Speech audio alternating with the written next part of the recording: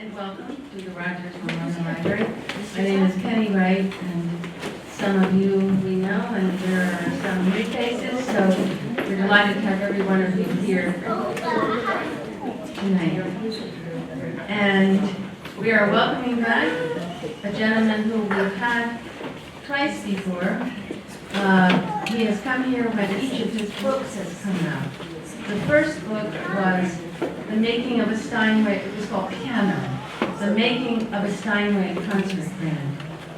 It followed one piano from start to finish as it was being made at the Steinway Piano Factory. A most interesting book. The second book came out a couple of years ago, and it was called The 1 Cent Magenta, Inside the Quest to Own the Most Expensive Stamp in the World. And it was about, obviously, a single postage stamp that sold for $9.5 million. And by the way, he has copies of both books here. If you are interested, you may buy them. James Barron is in his 40th year as a reporter for the New York Times. And he has spent most of that time in New York. He has written for virtually every section of the newspaper, but I'm not going to say too much more about what he's done, because that's what he's here to talk about. So, please welcome James Barron.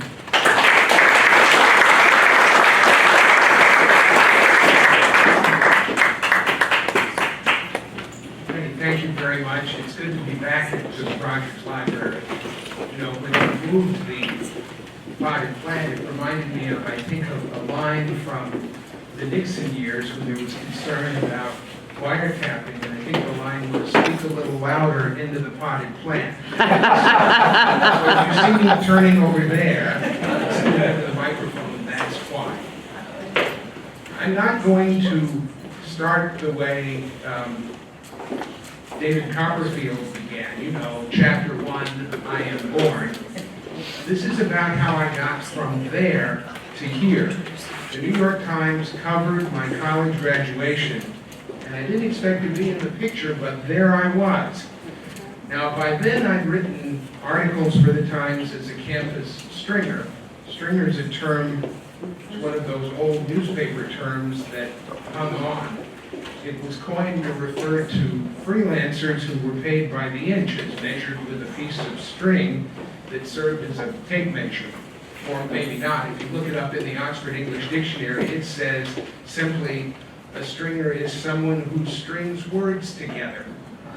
Well, I'm still stringing words together, most of the time in complete sentences, I hope. But the first thing I had published in the New York Times was a photograph of former Israeli Prime Minister Golda Meir.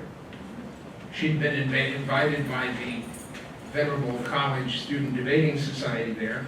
It had its own little building, a Greek temple that had been partly destroyed in a fire some years before I arrived. Apparently a cigarette started the fire, so it left the front undisturbed where the 22-foot tall ionic columns were, but it completely destroyed the back wall and one side, and the building was rebuilt by Gwathmey Siegel Architects. That's a name you may know from here on the East End. There's a famous house that the architect Charles Gwathmey built for his mother in Amagansett. He built it for his parents. The building in Princeton had a split personality, classic on the front and modern on the side and the back. But it really wasn't very big, and far too many people wanted to see Golda Meir. So the Debating Society limited media access. They said only student photographers could go in. I was the only person in the University Press Club who had a camera and seemed to know how to work it, so in I went. We put the film, undeveloped, on a bus to New York. This was how things were done in those days by photographers. Someone from the Times went over to the Port Authority 3 blocks away and got the film and took it back, and they developed the film, and they apparently decided the pictures were okay, but then the phone rang. It was a picture editor wanting to know who was the man in the painting behind Golda Meir. Sometimes you get so caught up in things that you miss the obvious details. So we swallowed hard. There were a couple of us involved in this in the press club, and we said, we'll call you back in a few minutes. And we ran over there and looked at the little brass plaque and copied down what was on it. And as the caption there that they put in the paper says, it's of Walter E. Hope of the class of 1901. He went on to be a well-known lawyer in New York and an assistant secretary of the Treasury under Herbert Hoover, in charge of the Secret Service and the IRS, the predecessor of the IRS, among other things. But picture captions don't tell everything. His name was enough. Now, the main thing that I remember about Gold in My Ear, what she said there, was right there in the article. She said she knew that everyone assumed nothing happened in Israel, no important decision anyway, without consulting her. She didn't say it wasn't true. She did say that was exaggerated. My picture's been in the paper several times since then. This one was to illustrate a first-person story I wrote. The story was about memory, how the memory of a piece of music can lead to other things, and the other things I describe, what I described in the article. I never thought someone would paint a picture of me, but there it is. The artist was Cornelia Foss, who's known for landscapes out here on the East End.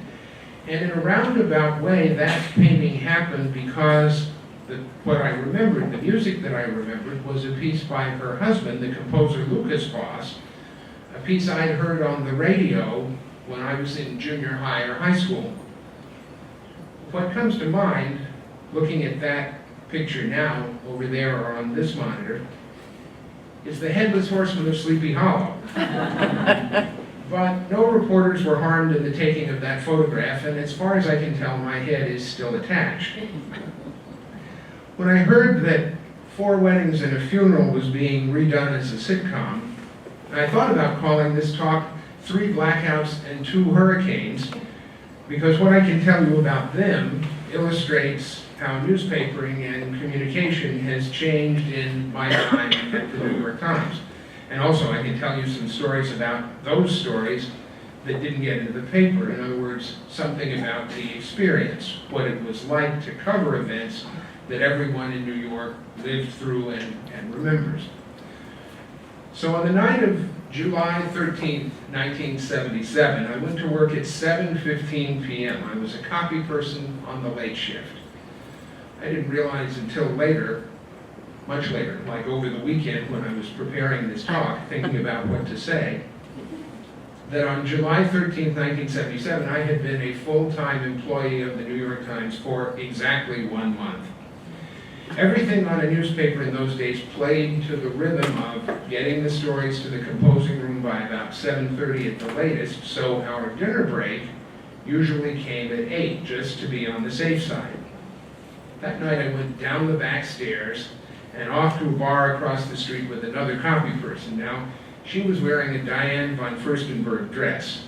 She had 6 of them. Careful reporter that I am, I fact-checked that with her. I ordered a Bloody Mary. Now, when you went to a bar with her, you basically got a bottomless drink. The bartender noticed her, and whoever was with her kind of rode along on the Diane von Furstenberg dress.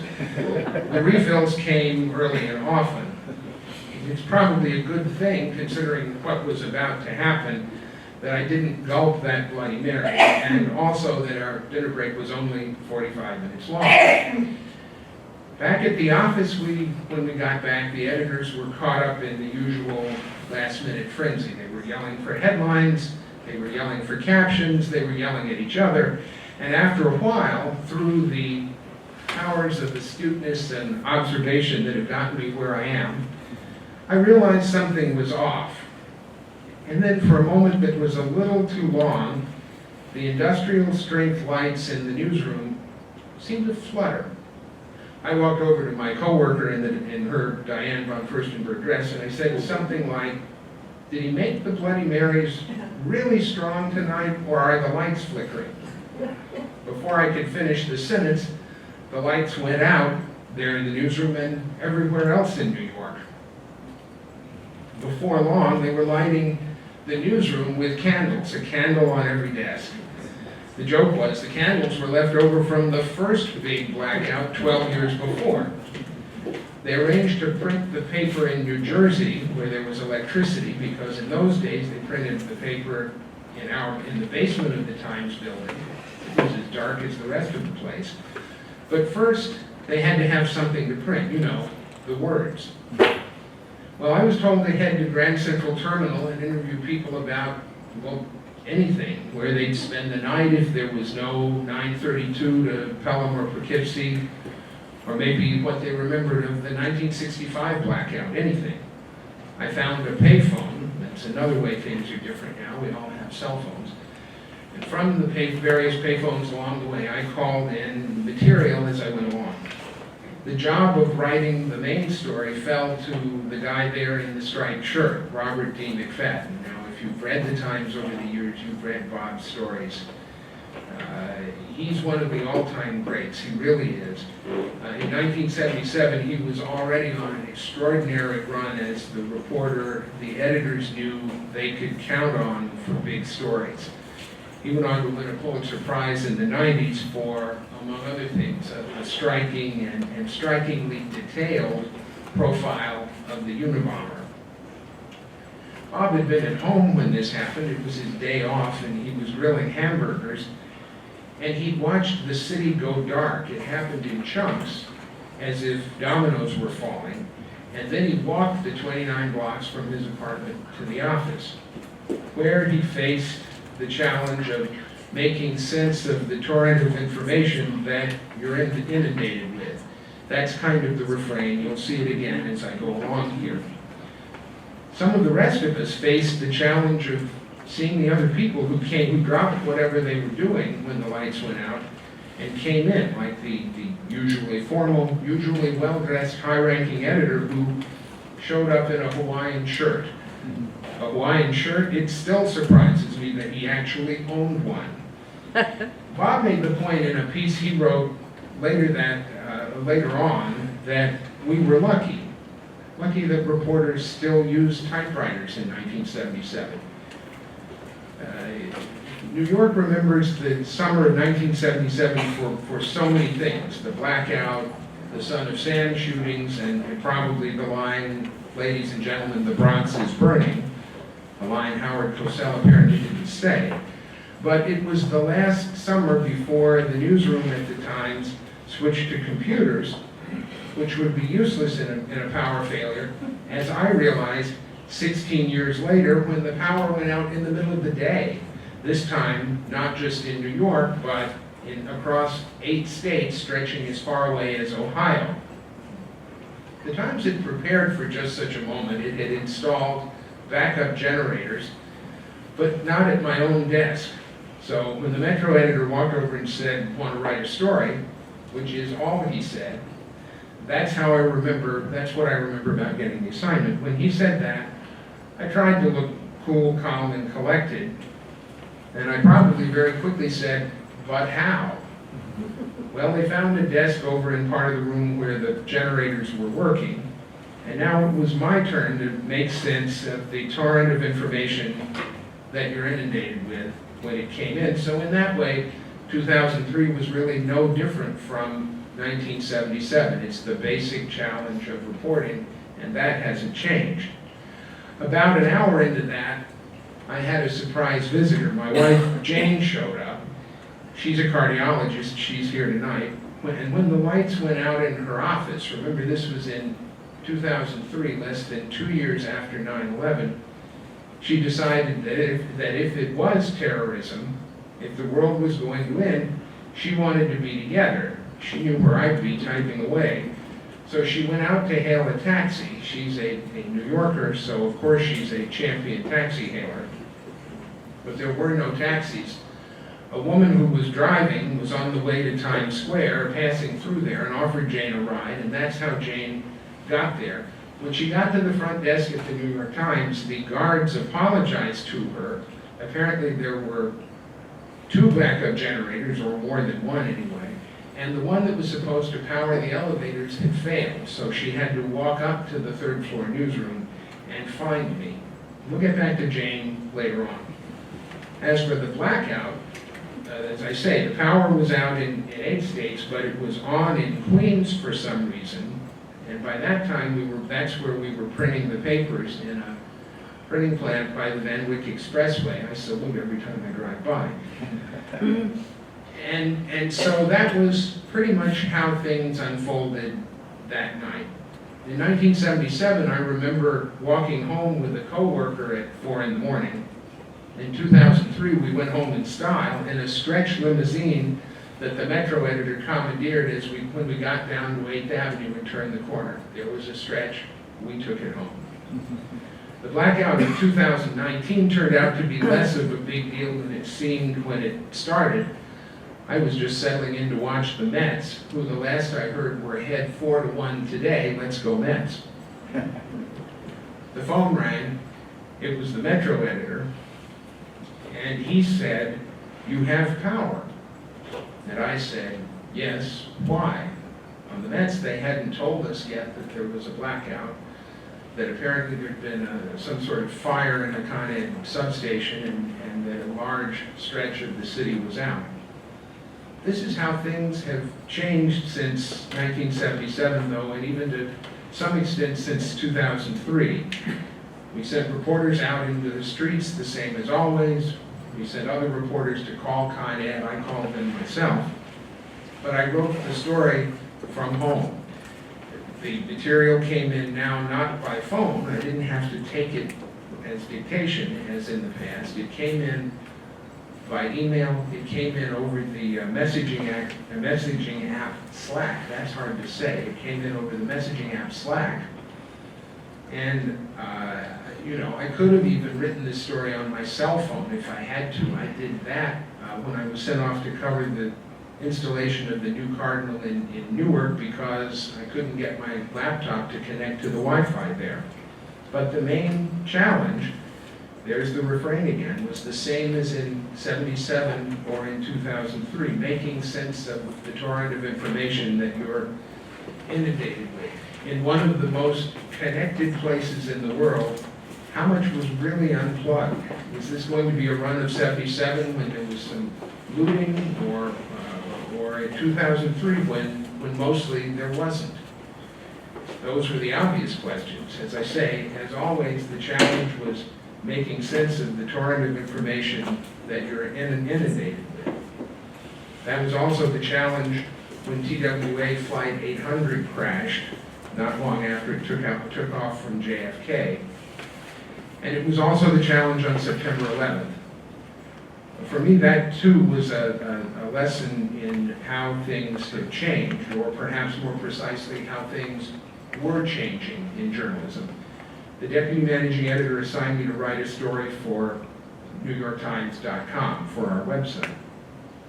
I thought it was the loser assignment of all time. Someone else had been assigned to write essentially the same story for the paper, because at that time, that's what we focused on, the newspaper. And that person would file by the usual 6:30, 7 o'clock deadline. I was supposed to send something across the room in 2 hours. It was 10:30 in the morning. They wanted something from me, at least at the beginning, by 12:30. As you may recall, the president was in Florida that morning, reading to school children. He was told it was a small plane that had hit the Trade Center, which is what I first thought when I heard about it. We don't watch much television in our household. A friend who knows that fact about us called and said, "I think you're going to want to go turn on the television." And I did. And you know how the sound comes in first before the picture does? Well, so the first thing I remember hearing was the anchor saying, "Wait, these are live pictures, so that's a different plane going into the other tower." I don't know whom she was talking to. But then the picture came on, and I got dressed and went to the newsroom where most of the assignments had already been given out.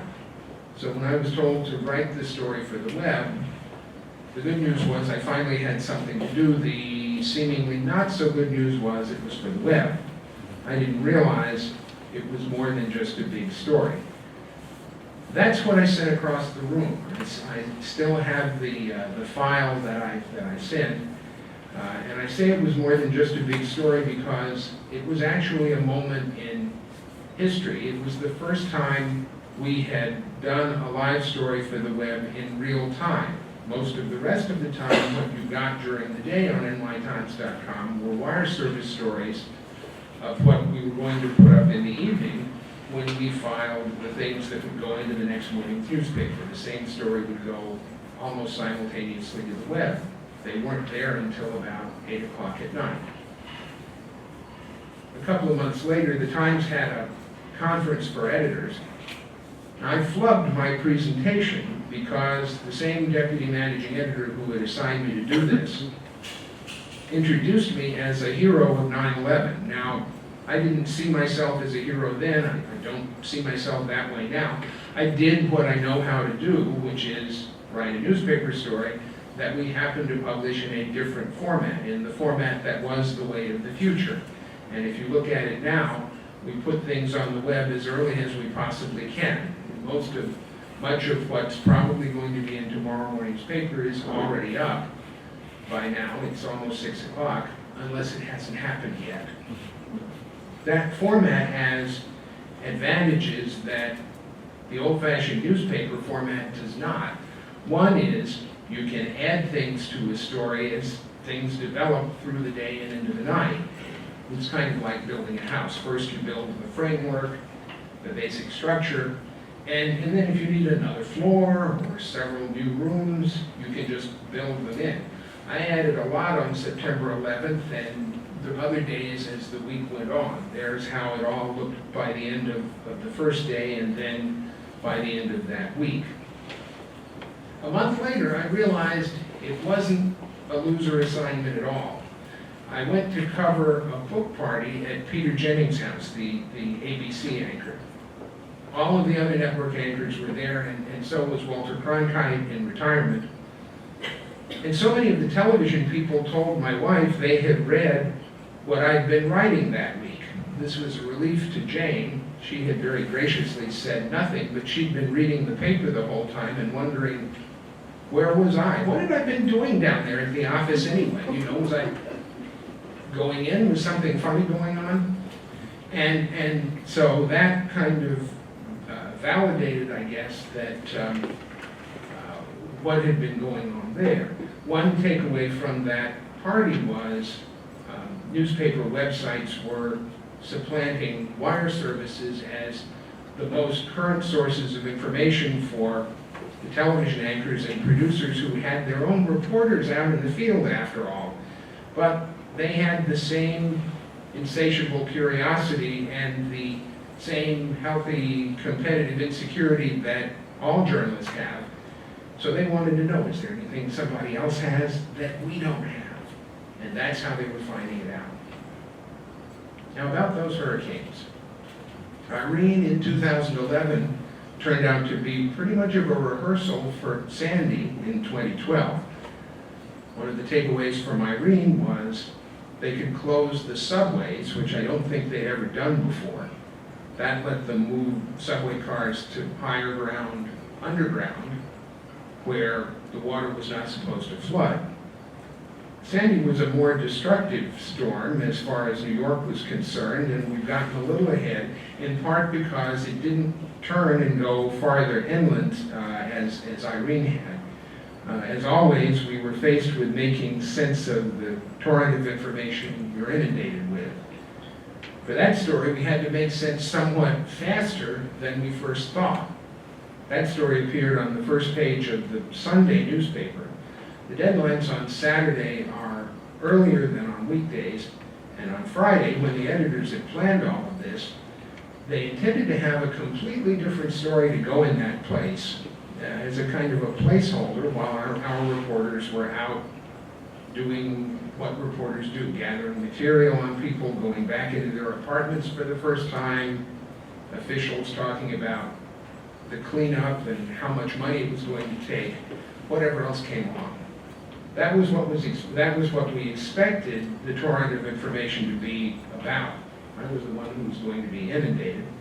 And the plan on Friday was I would write for the second edition, which would give the team until late Saturday afternoon to do the reporting and give me a little more time to write 1,500 words or so. Overnight, the placeholder story fell through.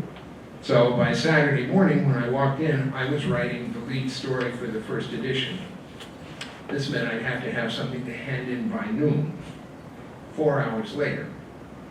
Later on, we could change it for the next edition, add to it, redo it if we wanted, but they had to have something across the room by noon. I started sending emails to reporters assigned to go out. All of the emails were similar, not identical. I didn't have a template or anything. But in every one of them, I used the phrase, the Sunday Bulldog, as in, change of plans, we're writing for the Sunday Bulldog. Sunday Bulldog is the jargon we used to describe the first edition with that noontime deadline. Where the term bulldog came from is unclear. By some accounts, it dates to a turn-of-the-century newspaper war. That's the turn of the 20th century. The editors and the circulation managers at a couple of other papers were fighting like bulldogs, or so the story went. They wanted to get their papers onto the late-night trains heading west so that, readers in Chicago and Cleveland could buy that day's paper with the newest news in it. There was also a movie called Bulldog Edition. It came out in 1936. Now, I haven't seen it. I've read the synopsis, which is, I guess, like saying I haven't read the book, but I've read the reviews. Bulldog Edition had an editor and a circulation manager fighting to get the paper out, and also fighting for the stenographer. From the lineup there, you probably figured out who was who in the cast. Apparently, they tried every type of intimidation and sabotage you can think of, including hiring gangsters. All I can think to say to that is a word whose etymology may have started with fox hunters urging on the hounds, believe it or not, and that word is yikes. But back to that Saturday, I wrote the emails about the Sunday Bulldog from my personal email because the Times email system was out that morning. And by the time I sent the last email, and over on the right side of my screen appeared an ad. Now, by now, we all probably know that the web can tailor advertising to the terms it thinks you've been searching for. Sometimes the web tries a little too hard, or it just plain misses. Because there's the ad that started appearing on the right side of my screen. It was for gin.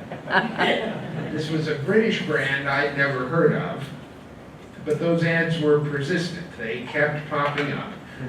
And while I was waiting for the torrent of information to inundate me, because the team was out getting the material, I thought, let's get some Bulldog gin. See, it worked. Not to drink then, but I thought I'd give a bottle to each of the two editors involved in the change of plans and in making this happen, making us all work faster, harder, and better to make the noon deadline. So I called Jane, that's my wife, and said, when you're out today, why don't you go by the liquor store at 67th and Columbus and buy a couple of bottles.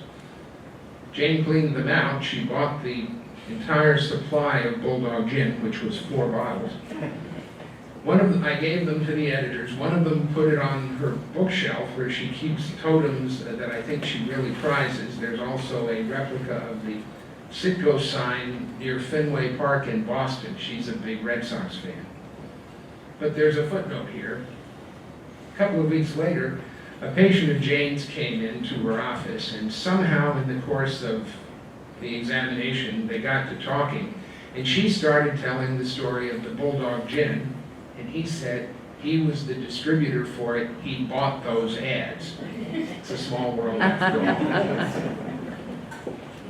When there's no news, you can do interesting things as a reporter, like drive the fastest street-legal production car in the world, or walk through a building that was being torn down floor by floor. The day after we ran the story about that building in the middle there, a 7-alarm fire broke out there, caused by guys on the demolition crew smoking on the job, which of course they were not supposed to do. Or, over on the right there, you can go watch the beekeepers harvest honey from the top of the Jacob Javits Center. Sometimes you do have to dress for the sport in which you are engaged. The same was true when I wrote about Civil War reenactors who staged the Battle of Central Park. That was a battle that real Confederates and real Union soldiers never fought. Or when I cooked for the president. The White House said no to my original idea, which was just hang out in the kitchen of Daniel Boulud's restaurant while on the other side of the wall, beyond the pass-through where the waiters picked up the plates, would be the president, President Clinton, at a fundraiser. I think it was $12,500 per person. The White House said no to that idea. I have to credit Daniel Boulud for saving the assignment. When I told him no go from the White House, he said, then you will work for me. And he gave me a chef's uniform and put me to work. Essentially, he made me the deputy assistant sous chef or something like that. I trailed him and the real sous chefs, and that's how Bill Clinton came to eat an appetizer I thought I had ruined.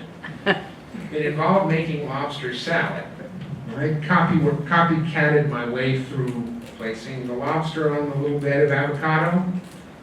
This turned out to be a lot like putting a mattress on a box spring. The carefully shaped mounds of lobster were really hard to line up, at least for me. Well, the mattress can't fall apart. The first bed of avocado that I worked on almost did. It just looked all wrong. When the time came to send it down the line, I saw Daniel Boulud pull it out at the last minute and set it on a shelf. I figured I was going to get yelled at. But no. After a few minutes, someone I took to be the head of the Secret Service detail came into the kitchen and stood behind Boulud. She said something like, okay, now. And she watched as he took the one I thought I had messed up. He put some greens on top, gave the plate a last look, handed it to the waiter at the window, and it went on its way. That's the one that went to the president. She had to be there to watch that one. He was supposed to pick it at random. It's the one I thought I had ruined. I covered the Super Bowl as the non-sports reporter in case there was transit trouble or any kind of other trouble getting out of the Meadowlands. It turned out our transit reporter got caught in the jam at the Secaucus rail station, so he wrote that story. I had fun with the tailgaters. I also covered something called the Swine Bowl. Yes, from the Super Bowl to the Swine Bowl. This was a touch football game in Central Park that the same group of friends from college had been playing every year since 1954, 64 years. They're now in their 80s. They decided the game last year would be the last one. I crawled under Cole Porter's piano when it was about to be restored, and I sipped vodka. There seems to be a lot of liquor in this talk, don't you think? I don't really drink that much. Really, I don't. I sipped vodka with the pianist Gary Graffman. I'd heard that he made vodka in his apartment. I thought that was remarkable enough to be worth a story. Turns out he doesn't, or he no longer makes vodka. He just infuses it. He says he's no bootlegger anyway. He makes infusions to flavor the vodka. From what I remember, we had a great time sampling corn-infused vodka, dill-infused vodka, pepper-infused vodka, with pepper from Paris, of course, and tangerine-infused vodka, which he said reminded him of his parents. They were Russian emigres. His father was the concertmaster of the Minnesota Orchestra, of what's now the Minnesota Orchestra, and they put lemon peels in the vodka bottles. The Friday before the election of 2016, we published that. I was quite proud of the lead I wrote on that story. Here it is. I'll just read it. Let us now consider a particular presidential candidate who made a fortune in business and real estate, who reveled in being famous, who never held elective office before, and who urged his supporters to cancel their subscriptions to a newspaper that had called him an idiot, and who is dead. It was a story about the Greenwood Cemetery in Brooklyn, where a number of also-rans are buried, people who ran for president but didn't make it. Most of them didn't even come close, like that man, George Francis Train. He's the one I was writing about in those first two paragraphs. Train may have been an inspiration for Phileas Fogg in Around the World in 80 Days, but he ran for president in 1872, and he didn't inspire many voters. He got, at best, a fractional percentage of the vote. He ended up in jail later that year on obscenity charges. He was defending the suffragette Victoria Woodhull, but that's another story. Let's take note of the story that was next to the one that I wrote. It described an exhibition about someone named Pierre Charot. Now, I've been hearing about this underappreciated French designer since soon after I met Jane, the woman I married, because Charot had designed her French grandfather's apartment in Paris in the 1920s. I thought from the beginning, when I looked him up, that Charot's work was strikingly contemporary, even though his most famous creation was finished almost 85 years ago. He came to the US after World War II, but he designed only one project here. That was the studio for Robert Motherwell in East Hampton, and unfortunately it was demolished in the 1980s. Someone in our household overslept on the morning that this was all published. That same someone skipped breakfast and didn't read the paper. So she never read the article about Charot, or the very fine article next to it, the one that I wrote.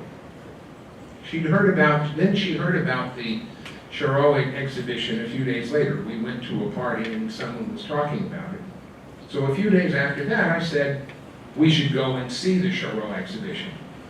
I had read the article. I knew what was coming, which is why I took my camera along, and before long I decided to write about it, which is how I ended up with another photo credit. That's Jane in that picture there. Here's what happened. We turned a corner at the exhibition. I saw a black and white photograph of a room with a curving glass wall. I knew what was going to happen, and it happened. Jane shrieked because she knew that photograph. She realized what it was. It showed one of the rooms in her grandparents' apartment. She shrieked again when she went a few steps beyond the photograph, where there was a virtual reality recreation of the apartment. She put on the headset there that you put on, like a sleep mask, and it was as if she were there. The virtual reality recreation showed the apartment as it was in photographs in the 1920s. By the time she was a teenager, we won't say, there was a television there, and she remembered sitting in front of it, watching the lunar module from Apollo 11 touch down 50 years ago last month. She remembered hearing her grandfather marvel at seeing a man on the moon, just as he had marveled at seeing an automobile for the first time in his native Beirut at the beginning of the 20th century. It was really a moment. Her parents left during World War II, left Paris during World War II via Lisbon, and then they spent some time in Havana, where for a while my future father-in-law went to school with a wealthy local named Fidel Castro. Eventually they found their way to New York. That's where Jane's parents met, and also where we met. The more I thought about what to say here today, the more I was struck by a parallel. I gave a talk here, as Penny said, when the piano book came out. I said then that the piano was an 18th century machine that was perfected in the 19th century and had been tweaked ever since. I've come to think of the modern newspaper as a 19th century invention because increasingly automated printing made it possible to print thousands of copies in very little time, and that process was perfected in the 20th century. Color printing made it look even better. But then a few years into the 21st century, the newspaper industry was hit by wrenching structural change just as the country went into a punishing recession. Advertisers wanted what the web could give them, which was ads tailored to what the algorithms think you're thinking about. It's been a hard few years. I had summer jobs at newspapers during college. Of those 4 papers, only one is still around. Other reporters have had it harder. All those papers went out of that I worked for, went out of business early. In the last 15 years, as we know from a disturbing story published over the weekend, about 2,100 local newspapers have merged with competitors or just stopped publishing. That leaves us nationally, leaves the nation with about 6,800 newspapers nationwide. Most are thinner than they once were. Most are publishing fewer than 15,000 copies of each edition. It's a concern because besides features like some of the ones we looked at, newspapers can hold officials accountable. That's a part of American democracy that the founders anticipated. It's not clear what will happen if there's no one to do that. I think the New York Times has positioned itself for the future. The news cycle now plays out at the speed of the web, which is to say we write and post a story as soon as we can, and then we add to it. So that means there's still a place for reporting, and that means the challenge is always the same as it was, making sense of the torrent of information that you're inundated with. Thank you very much.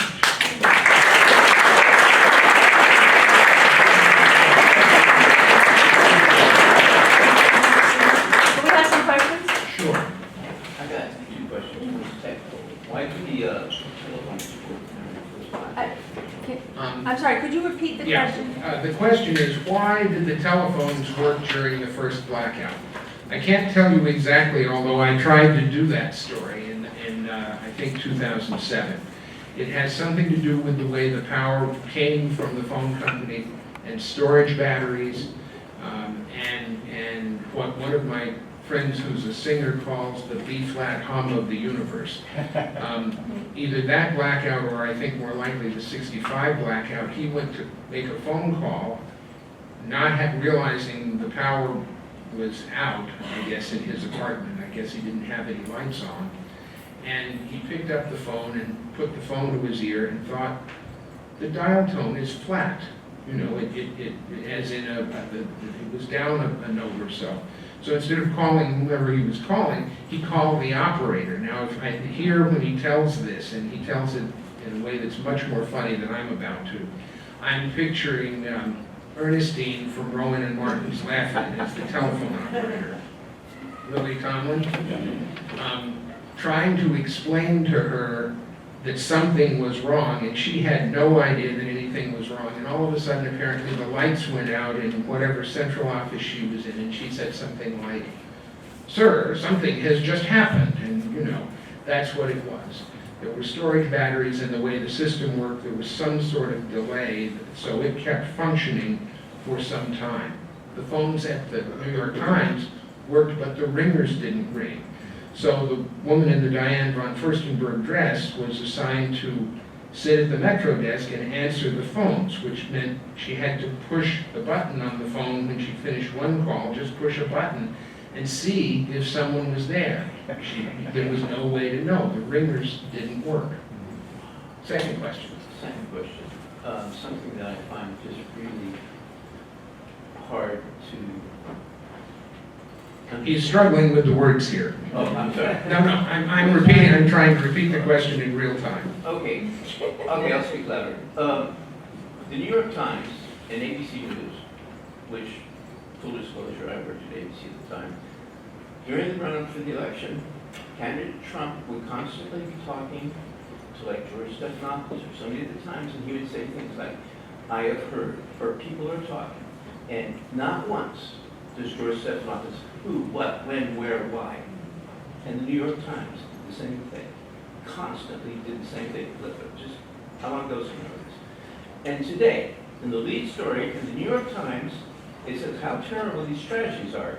And it says, oh, by the way, President Trump sends his condolences and he feels really bad about it. But the New York Times, for all the lies, for all the bullshit, for all times he's incited these things does not include, maybe this is why. And then even in the rest of the newspaper, it kind of hints around at that, but what is going on that the newspapers, the television, no more go after actual facts on tape, on record, and get this guy for what he's doing? Tom. It's a Trump question. Yeah. I can't speak for Stephanopoulos. We have a section called Fact Check that we run that does things like that. It's our version of what Politico and the Washington Post do in trying to take statements that he has made, and in some cases on the political campaign that other candidates have made, and figure out, are they right, are they exaggerated, are they way, nowhere even in the ballpark of what's reasonable. It's in a little tiny section on page 3, you know what you're talking about, right? It's not in the stories. Aren't reporters supposed to ask who, what, when, where, why? What are you actually saying? What are you talking about? Did you do this? Did you not do And this? they do, and look at some of the problems that you have. When the person denies it, you can write in the denial, and we do that. We've had to learn along the way how to do more of that than we ever had to do before. I think we've done a good job of navigating a tricky landscape because we've never had to do that before. If it's on tape, if it's on record, what is tricky about it? It's that we have a president who is seeing the world in facts in a different way than what's on tape. But in a little tiny thing on page 3, oh, by the way, you really think this. Why is it part of the story? This is what I want to know. Increasingly it is. Let's move on. Yeah. Why do we allow the president to come up with 750,000 lies? And the newspaper does nothing about it, just print it out. They're the ones that are counting the lies. I think that's the answer. The question No, was, I don't think that's the answer. What was the answer? the question was, why do we Yeah, no, I know what the question print, why do we allow the president to say 750,000 lies? I think that was the number you used. And in effect, why don't we say outright that they're lies? That's the point of the fact check session. That's the point of phrases in the stories that say things like, repeated the falsehood that. We've had to say that. That's new territory for us, having to say that. But when you know they're lies, Then we say so. Then we will say so. It may say falsehood, it may say repeated the false allegation, but that, if you read the paper regularly, you know what that's saying. Well, Yes, another type of question. The New York Times has, it seems to me, been devoting an increasing amount of space and resources to separate stories, like today's story about the closing of the local newspapers and what that means. There was a separate section on how the printing presses work at the New York Times. There was a very extensive section on climate change, the photography issue. So there have been a lot of them, much more than in the past, and it's surprised. I think I like them, but I'm surprised that in a time of constraining resources, the New York Times is devoting so many resources to that kind of issue. Well, it's two things, I think. One is, for production reasons, we can do a separate section and have that work in a way that we deliver in the morning. It also works on the web.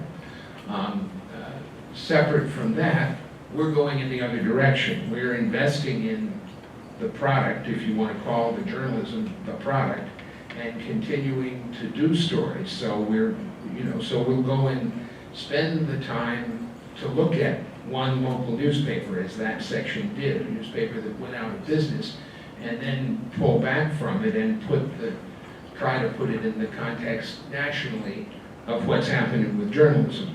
That's how we're doing that. But that's not, right, I wasn't talking about the process or the separateness, I was really speaking to the amount of resources that. the Times And is we're going to. not retrenching. Yeah, I was surprised. We're not. It's a good thing. Newspapers being challenged by digital and, digital services and delivering the news digitally, which the Times has really embraced and even more so. What do you see as the next challenge or frontier for the New York Times? Where do they go next?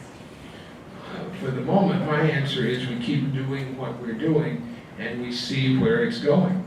Where is the world going? Just as 100 years ago, where the world was going was in print, now it's in digital. Where will it be in 50 years? Well, the other, or I guess the question is more broader. Where does the Times see its future revenue coming from? Is there another realm or dimension? Well, look at the television show that started. Look at the podcast, The Daily, that started. Those are things that, if they catch on, can generate some revenue. But I think the advertising is still expected. The advertising and the circulation, people subscribing on the web, and look where we can go with the web. You don't have to fly the papers. You don't have to wait for you don't have to have a fight like a bulldog to put them on a train.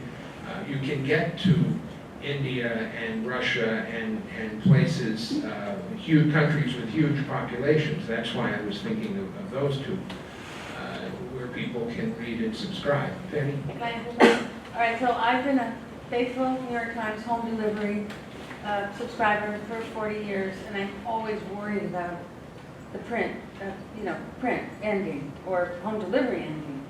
Can you reassure me that I haven't heard anything about its ending. Good. And we get the paper, as you know, from the story about Jane oversleeping and not reading it. We get the print paper there. So, as I say, I haven't heard anything. I just wondered about where things go in the future. None of us in this room, as a doctor, I remember in 1984, a young man comes in with a heart attack, and we do everything we can, and he dies. Today, that same young man walks in, goes up to the cath lab, gets a stent, goes home the next day, and we expect him to have a normal life. So that's the 30 years of my career. Medicine has changed, and I think that you can't predict. One of the biggest money makers for the Times is the food app. I mean, who would have thought? Florence Fabricant, who some of you may know, she's there throwing money at her to do new things, and that's a big money. So you just kind of don't know. And I think one of the nice things about growing older is to realize the one thing about it is we can't predict. Thank you, darling. Van? Just one thing. I was present when the news got it horribly wrong. It was breaking news. It was when I worked for ABC News. I was in the control room. President Reagan was shot. All this stuff is coming in. You don't know what's real and what isn't. We had heard that James Brady died.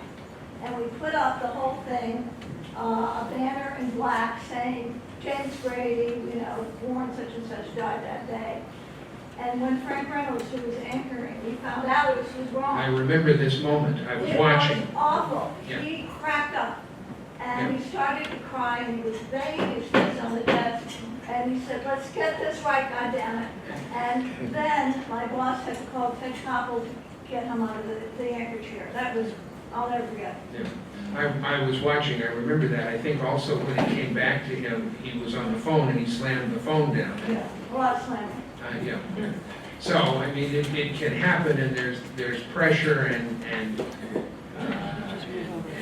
it starts for real. Penny, one more question, I'm Penny? curious to know who, your biggest competitors are in the landscape right now. Is the Times the largest moneymaker in terms of traditional newspapers? I think so, but you know, I haven't looked at that in a while. I mean, I assume for the journalism that it's the New York Times and the Washington Post and probably the Los Angeles Times of the traditional newspapers, and the Wall Street Journal. And it has certainly moved to be much more of a main news newspaper than it once was. You know, maybe one of the things that will be interesting about the next 5 to 10 years is what of the websites that have started that have no print connections, where they are. Politico in particular and others, what do they become in the time ahead? All right, thank you very much.